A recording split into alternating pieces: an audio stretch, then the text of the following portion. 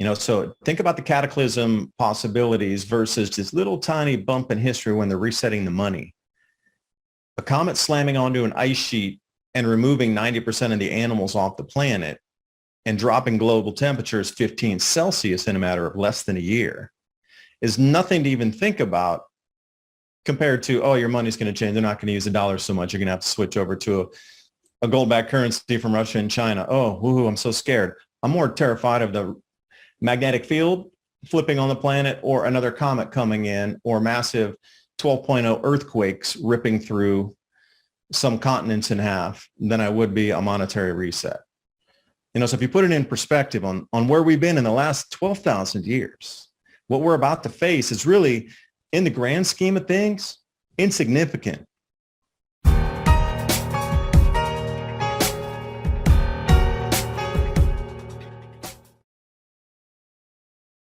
I don't know. I'm just questioning. I'm looking at both sides. What do you think? There's another 3 there. Just like you said, there were 4 tablets and one blew up and there was 3 left. That's another 3 in the whole equation. And what were the cardinal directions on those 3 that were left standing?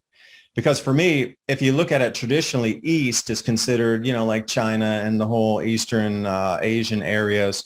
West is sort of considered in general terms like Western Europe and the West, United States, that sort of thing, along with the Australia, et cetera.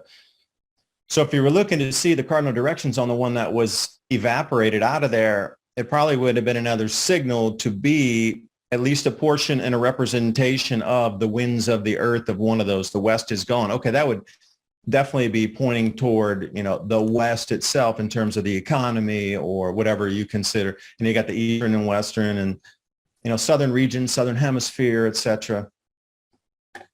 So I didn't really even take into the consideration until you started to mention that 3. Just as all these thoughts just rolled over me as soon as you said the 4 and then the 3 were standing there. I wish I got this information download. That was crazy. When just all these things rolled in there. That was a bit bizarre, man. We need to do more of these conversations because we seem to take it to the next level every time we talk, just iron sharpens iron. So if anybody wants to do the homework on that, really see which pillar that was and which cardinal direction it was, because that would be in serious crystal ball as to which part of the world or which part of the economy was going to completely evaporate and be removed completely. Because the Western economy needs to be removed completely so a new one can emerge. And with the BRICS, the BRICS are coming out with the new gold-backed currencies. So with this whole weird thing about New York putting out a public service announcement that, look out for a nuclear explosion in New York City. Now, see, I'm going along with this here on my line of thought. So yeah, the guidestones are the implementation of the new age beginning. And the BRICS currency is coming in with all the new gold-backed currency and commodities-backed currency. Well, the last thing to do would remove the financial center completely. So it would have to move somewhere else, and that would be such a stark signal. And without a doubt, everybody would know that era had ended at this point of on the planet being the financial capital of the world is no longer. Has to be moved. So it was just weird the way they put that PSA out there in the financial capital of the planet. Now, arguably, you could say it was Zurich or Beijing or somewhere and there's a lot of people going, no, it's not New York. Yeah, it is New York for now. But with the guidestones happening and all these implementation of new currencies coming in, and then all of a sudden you would have to remove the financial capital. Just as you took one of those tablets down, you would need to take down one of the financial centers that would be the center of the center for strength of the U.S. dollar as a global reserve currency. If that were to be removed, then it would all shift in a matter of seconds. And how fast could they re-implement everything and come into central bank digital currencies? If that one event occurred, by the afternoon of that day, we would have a new financial system intact, up and running with CBDCs, with new points on the globe as financial centers. So that's a little over my pay grade to figure out where those would be, but at least I can see where the base layer is going to lay it out in terms of events, if it were to happen. Dude, look at this. And that $100 bill, I remember seeing your video, Rex, where you done something on a $100 bill and you maybe it was somebody else's research or whatever, you guys folded them up and then you had the pictures of it where it looked like a tidal wave was rolling down streets in New York City. So if that was an offshore underwater detonation, then it would have sent some sort of tidal wave in versus being an above ground airburst. And, when you fold that new $100 bill, it shows something very similar to a super giant, like, 800-foot tidal wave coming in there or something. Okay, so that wasn't me on the $100 bill. I did the one with the alien gray looking guy with the. Yeah, you did. And they analyzed the currency and folding it in different directions, right? But I have watching seen that episode. I know exactly which one you're talking about, and that is weird. And that, okay, so this is fascinating because I think it was yesterday that this came out. This for immediate release. Press release. Yeah. New York City Emergency Management introduces nuclear preparedness public service announcance. Although it's 39. There you go again. 3 3s and a 3. Like 3 and 9 is 9 times 3, 27. 7 plus 2 is 9. I mean, you can go any direction you want to go with that. Well, and okay, so let's go back. I'm surprised it's not 36, 33. I know. The 666. The number. Yeah, 23, 33. Number 23 is pretty cool, man. There's a lot of mystery between lots. 23 follows me around like everywhere I go. So back to the guidestones. Check this out. You brought something up about the poles of ticks. The poles of ticks. You know what I'm talking about? The money. Well, numbers. Look at this. In the guidestones, it says, after unite humanity with a living new language, rule passion, faith, tradition, and all things with tempered reason. That sounds great, but what are you going to do to get people to all be tempered under this 500 million? Are you going to, control their brainwaves? I don't know. Just quick question. But then it says, protect people and nations with fair laws and just courts. Who decides what's fair? Who decides what's just? Number 6 is let all nations rule internally, resolving external disputes in a world court. Very interesting. You would have a world order, a global world order that would probably be a part of this galactic council, like I talked about earlier. Now, this is what I like, though. I do like number 7. Number 7, I think, is brilliant. Avoid petty laws and useless officials. Avoid petty laws and useless officials. Brilliant. That means 98% of them go away, or even 99. And I will say, with the fair reason, that would make sense. Now, and just walk through this with me for a second. Fair reason means no fanaticism. Fanaticism would be based in religion or nationalism. So for me, reading that, it means an erasure of all countries. So, you have no allegiance to any country. So you would have no fanaticism toward a country, toward your nationalism, toward your flag, toward your, country's economy, toward immigration or anything. But at the same time, fanaticism through religion, they would have to remove religion because that itself would be fanatical. And you see how much fanaticism over the last several thousand years there have been through all the religions. So just even that statement alone means to me, one world government, removal of all borders, and reduction of all religion. I don't know how they would do that, but reducing so there's no religion, or it was a one world religion that could be controlled so there would be no, like you say, fanaticism without tempered reason. So maybe I'm reading a little deep into that, but that's kind of where I was looking at when I was doing the video the other day. And you got everybody brain implanted so you can read all their thoughts and you can control their thoughts. You can actually manipulate the chemicals in the brain. And China just released some technology that they probably had for years. I actually remember reading something similar to this, but their new algorithms will be able to read the mind of somebody to decide how much of how much they support their masters. And I mean, first of all, they've got video games that have been out for 15 years or longer that I wrote about 15 years ago. Well, actually closer to 10 years ago, but they were, they take the brain waves of where you wanted that person to move on the computer screen, that little digital, the Digiman or whatever you were doing, you could use your mind to influence the video game. So it's picking up what you're thinking. And after about a half hour of modifying itself, it can pick up pretty accurate what you are thinking, and it's a publicly available video game. It's publicly available technology. If everybody is brain implanted, a part of this 500 million network, it would be so easy to have algorithms to dictate what those 500 million thought. So people could think they've got free will. Meanwhile, this algorithm is telling them what to think in their mind. And if they don't find a way to implant people, I wouldn't be surprised if they could use technologies that would be almost as effective wirelessly. That's my theory. But just 2 more things I want to read here. Or wait, three more things. Number 8 on the guidestones, balance personal rights with social duties. Who decides personal rights? Who Social decides? credit score. Yeah, dude, you're right. You're right. That's creepy. That's effing. Yeah, just substitute the words. That's exactly what a social credit score is based on, those two things. Do you know who I think really did? Do you know who I think did the guidestones? You know who I think it was? Ted Turner. No, okay, let me rephrase that. Do you know who I think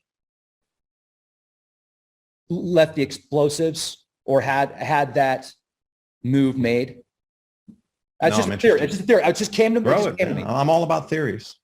I'm going to say they're bringing in the new world. They're bringing in the order of the new era by coming up with their gold-backed currencies with several other nations, and they're also pledging their commodities either in the earth that are still mineable or those that are sitting in warehouses elsewhere that have been refined already.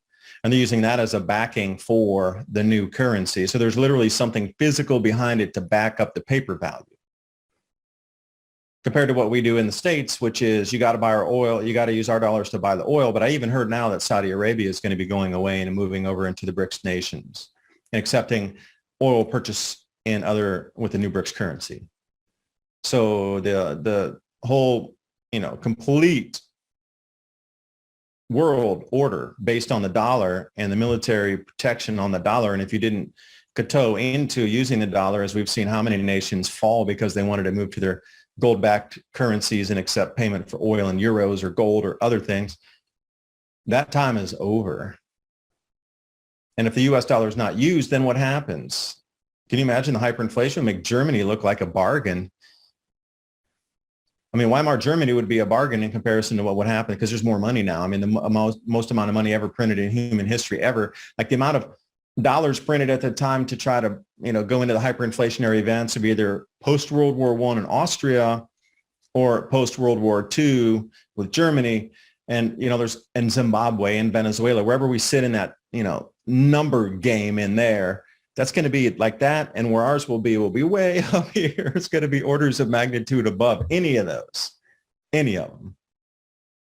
It'll just take that first implementation. So if something were to happen in New York, then there would be an instant hyperinflation event in the States to the point where we would have no imports. Nothing would be accepted because, the way I was talking with others that are overseas, these countries in the beginning are going to be using their own central bank digital currencies that are backed by precious metals or by actual commodities. But if they're going to want to purchase something from that nation in the beginning before they integrate everything into their one BRICS currency in the basket, you're going to have to acquire that central bank digital currency of that nation to be able to buy it, to import it. So if we're in a hyperinflationary event, it costs like $16 million to get it $1 of equivalent, but then your product costs $100, where you're going to be looking at hundreds of millions of dollars of what was our former money to get even just one simple thing from like China sent over here. But you're going to have to buy their central bank digital currency on the open market to acquire it, to be able to even order or purchase that. They're not going to accept dollars any longer. So that where does that put us in the whole scheme of things then?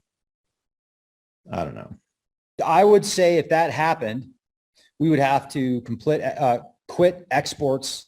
Quit imports, have a completely new localized micro community society where you're producing as much as you can here in the States. And then you would have to create a new currency that, what didn't Abraham Lincoln issue a currency to offset the banker currency back in the day?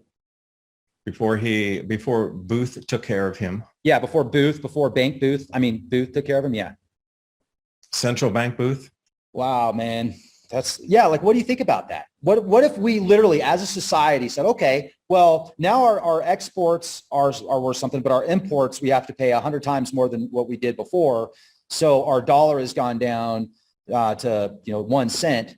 Would you continue to buy stuff with your dollars overseas, or would you be like, okay, well, now let's figure out a way here at home. Let's issue new currency. It's just going to be who is in control at the top levels. We need real people. We need you. Are you one of the top world elites running the show? Can you please have some compassion on humanity? Because I promise you it will come back in, it will come back to you. Treat others kindly. It will come back to you. We can still save the world with 7 billion people. We don't need to reduce the population by 6.5 billion. There's so much out there we can do. Let's do it. Let's take these technologies that you have tucked away, because it would destroy your corporations if you allowed them to come out. It would destroy your profit margins. Let's forget about the profit margins for a minute, and let's bring this stuff out, because you know what's going to happen? The profits are going to come.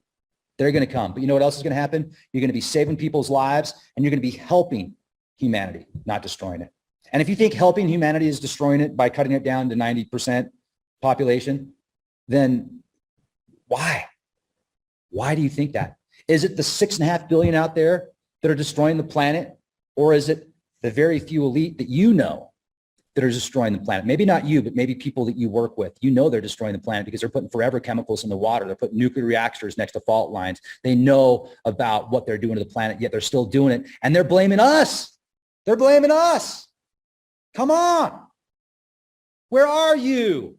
Where is your humanity? Where is your soul? Do you have a soul? I'll bet you do. I'll bet all of you do. We need you. This now more than ever, we need you to do the right thing. Please do the right thing. Please have compassion for humanity, because we would do the same for you. How many people out there would still go and save somebody's life, even though they knew that person had spent a lifetime attacking and destroying the other people's rights? There would still be millions of people that would save your life. So please be kind to people. Wow. That's a great message to leave with. And then, that as we transition through these points here, we're still here. So you have to think of all the cataclysms that, Rex and Diamond and Ransom and, I talk about, and so many others, Christian and up at Ice Age Farmer and whatnot. And cataclysms here, there, and everywhere. But we still have made it to this point. So what we're about to move through is an economic catastrophe. It's not a cometary impact. Huge difference. So if we were able to live through cometary impacts and still have and build back from that to the 7 billion after getting wiped out to 10 million and coming back from that multiple times along the timeline, and then just this little economic thing where you won't have the money. Okay, a lot of people lost the skills, but then there again, the hopefulness. So could you teach people skills? Can we come together to share skills and have more of a OJT type of skill training thing we're going on in these communities where everybody takes everybody else under their wing for a week to do chores? Like I'm doing this fence right now. I never put up a fence before. You know how long it took us we have these 4x4 wooden posts to dig them in the ground, and we concreted a bunch of them in because we wanted more strength on it. Creating H posts with 6-inch cross posts, H posts, running it down, tying these things off with clips, nailing things up, using ratchets to get everything. Even what I learned by doing this project myself on my own land, I could definitely help out with somebody else, or at least have enough to be dangerous to teach somebody else, gardening, raising chickens, whatever. I mean, there's ways that we can all get through this by helping each other versus fighting each other. So think about the cataclysm possibilities versus this little tiny bump in history when they're resetting the money. A comet slamming onto an ice sheet and removing 90% of the animals off the planet and dropping global temperatures 15 Celsius in a matter of less than a year is nothing to even think about compared to, oh, your money's going to change. They're not going to use the dollar so much. You're going to have to switch over to a gold-backed currency from Russia and China. Oh, woohoo, I'm so scared. I'm more terrified of the magnetic field flipping on the planet, or another comet coming in, or massive 12.0 earthquakes ripping through some continents in half than I would be a monetary reset. So if you put it in perspective on where we've been in the last 12,000 years, what we're about to face is really, in the grand scheme of things, insignificant. And if you put it into that perspective, if we help each other, that's why the villages were the best places to be. The only way you ever survived in history was being in a village, surrounded by others, helping each other. There were no lone wolves cruising around the forest through the last 10 or 12,000 years because you'd have been eaten or attacked. Community, it's so interesting how everything ancient or everything old revolves back, and it's just a cycle again. We're all going to revolve right back to communities again. It's so interesting how we're forced by doing it. And these corporations are the ones in the planet, because I don't have a super tanker. I don't have a 16 million square foot factory banging out, steel where I needed to go off and dig millions of tons of earth off of a mine somewhere and have the giant refining capabilities and use that much water. That's not me. I don't have that. Corporations do, but they're going to blame me for this. So they're the ones that are, putting out how many millions of metric tons every year.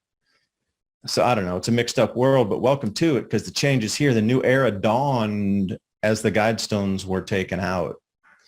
Hope you're ready for it. I am. I'm trying to get my best prepared and mentally prepared too, because, Rex, you talk about the manifestation, using mind to create reality.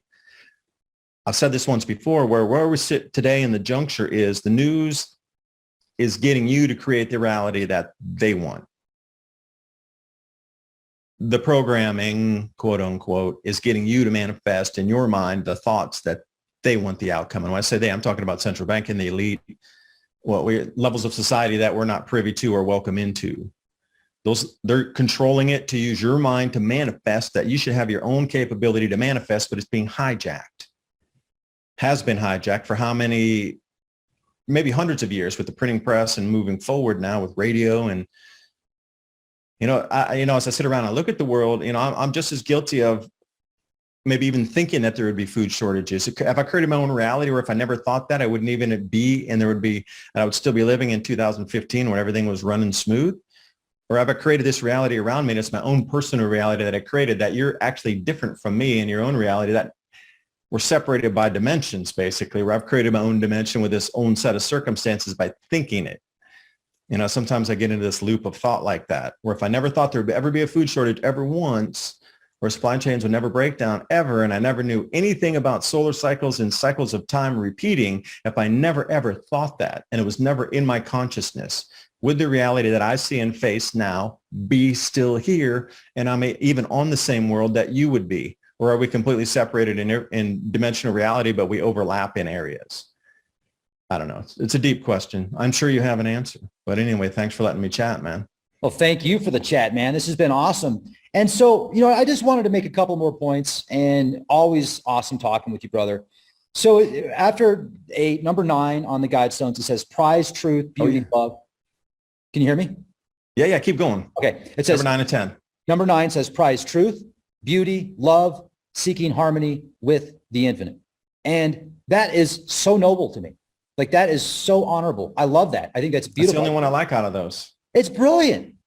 So if that's like really what you want to do, then I think that's very honorable, but is that really what you want to do? That's why I went on that rant a minute ago. I'm just wondering how many people out there that really think like they're following these guidestones, yet if they were to look, I've got my own issues. I've got my own problems. We all do. I wouldn't trade my problems for yours. You probably wouldn't trade yours for mine. So I'm not, nobody's perfect. We all got issues. We all got bills and issues. That's what makes us, if I didn't have bills and issues, I'd probably be dead. So bills and issues are cool, right? Means we're here, we're alive. But to prize truth, beauty, love, and to seek harmony with the infinite, you're going to give people an opportunity to be what they want to be. That's what God made us for, is to be like, he made us to go. I don't want to say God made us so that we could make our own decisions. God made us to be free. God loves us. So why do we need other people out there that have a lot more money and power and resources to dictate my freedom, my beauty, my love, my passion for the infinite? I don't need you to tell me how to do that. I can do it myself. So if that's really what you want to do, let me find God myself. Let others find God's, find their God or find their divinity themselves. Don't force it on them. That's not right. And you know what? Number 10, I love number 10. Be not a cancer on the earth. Leave room for nature. Leave room for nature. Absolutely. Mother Nature is a part of God. Mother Nature is a divine being. She clothes us. She feeds us. Think about it. How much do we get from Mother Nature? And how many times have you heard Mother Nature heals? Nature heals because Mother Nature is sacred. So I'll tell you what, though, I can drive from here to the other side of the country, and there's so much open space. There's so much beauty. There's so much nature. It's a very abundant. It's all around us. So why would we need to, unless, look, 500 million. Forced into cities and those parts of that area of what you just described in the country are off limits. You've seen those maps and whatever, the red and yellow maps, right? Right. Right. And so, David, what if there is an alien presence, whether it's interdimensional or from another planet, or maybe it's a being that can focus on multiple dimensions and go to multiple dimensions, and it's decided that it wants Earth for its playground. And so it's decided that by creating this formula, it will maintain perpetual balance with 500 million people in complete control. And it feels like it's doing the right thing because it maybe isn't even human. And it has other people that are human, that are super rich and super elite. Maybe it's influencing what they're doing and they don't even realize it. Yeah, I had the thought, like, these things that are always supposed to be coming in the future. Perhaps they have already been 100% implemented, but that is the trickery of what you're describing is. It's always in the future. It's coming at some time, but you're living inside what's already been designed for that control system, but you don't know it because they're always dangling the carrot that it's coming in the future. But maybe it's so deep and so all-encompassing and so disguised that we're in it. So they keep that AI is coming. Perhaps we're completely immersed in it, and we have been for eons and centuries, but we just think that it's coming. Versus what is here in reality for control systems now. You don't think a social credit score or whatever they're talking about societal control in the future is already here right now. I mean, you say the wrong thing and you get banned off of internet. You say the wrong thing, they close your bank account. Now it's more in your face, but going back through time, has this already been implemented the way the control was already set to be, but they're playing going to be in the future, so you don't look that it's already here now. The AI is advancing. It's to think that AI wouldn't advance is silly. So if it's, like you said, been controlling us for a very long time, it continues to advance and it continues to control. So for every action, there's an opposite and equal reaction. So as we get smarter, the AI must get smarter and adapt also. And if it gets to a point where, cosmically speaking, we can attain full consciousness and then completely break out of this matrix, then it would lose its energy source. And maybe it feels like it needs to be a part of us for survival, such as... Or perhaps that's the reset. Once we get to that point of consciousness that it breaks out and it is a reset, that's the great reset, is humanity has finally reached the consciousness point where whatever happens, those two worlds split, and then the AI goes back and starts it over again, and then the humanity moves to another point on a reset. A different way to look at it. I mean, both are possible because they keep talking about singularity, but what happens at that singularity? Well, something's obviously needs to split. So perhaps the way that they're keeping you in fear during this time, like they did with the transition from 1999 to the year 2000, it was fear, it's fear, it's fear. Everything's fear. The control mechanism is big, but keeping humanity under 500 million. But dude, you'd be a fun dad. You'd be a super fun dad. Imagine Rex is your dad. Oh my! And Diamond is your dad. Like, oh. Well, I definitely don't get bored. So we're always out doing something, and I think it's beautiful, this world that we live in, and I respect so many people and so many different cultures and ideas that I just want to thank everybody, and I want to if you are somebody that can make a change, thank you. And I think we're all people that can make a change, every one of us. So I want to thank all of you. And David, you're awesome, man. I'm looking forward to seeing more of your work on YouTube and Patreon, and any other words of wisdom you can share this before we finish up this super cool podcast. This is like one of our best. Every time we do a show, it gets better. But I would say, if you can teach somebody else your skills, that can help us work together and produce food, whatever it is, repair something, medicines, foods, production, repair, anything, construction, woodworking, whatever it is, art, anything you can teach to another that can help our society move in a positive direction forward through these times of change. And we are here. Like I say, I'm going back to the Guidestones. That was the starting gun of true change. We've been waiting for it. We're looking for the signs. Everybody's looking for the signs. That was it. That was the biggest one that I have seen so far to this date. The next one would be the complete reversal of currencies to move away from the U.S. dollar. And then after that, we'll see when we move forward into the crop pricing coming in September. But anyway, if you can help retain your skills and pass them on to somebody else. That would be my advice.